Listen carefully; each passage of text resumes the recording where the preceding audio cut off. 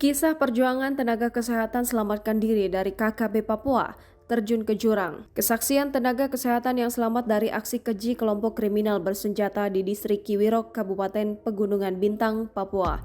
Diketahui 9 tenaga kesehatan yang menjadi korban aksi kekejaman KKB dari distrik Kiwirok ke Jayapura pada Jumat 17 September 2021 siang. Evakuasi korban dilakukan oleh personil gabungan TNI dan Polri. Mengabdi di kawasan terpencil bukan hal yang mudah bagi para tenaga kesehatan.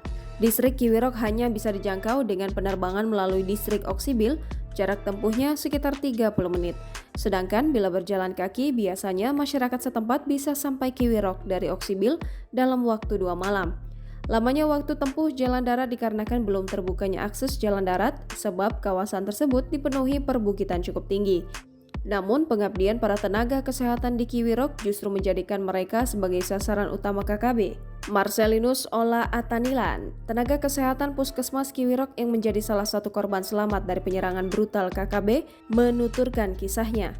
Marcelinus mengisahkan ia dan rekan-rekannya saat itu tidak bisa berbuat banyak karena lokasi pertama yang didatangi KKB adalah Puskesmas Kiwirok. Setelah membakar puskesmas, KKB bergerak ke barak dokter. Di sana ada dokter, suster, dan mantri. Kemudian KKB juga membakar barak dokter sehingga tenaga kesehatan yang tengah bersembunyi di dalamnya terpaksa keluar. Sementara ia bersama 3 rekan suster yakni suster K, suster A, dan suster G bersembunyi di barak medis.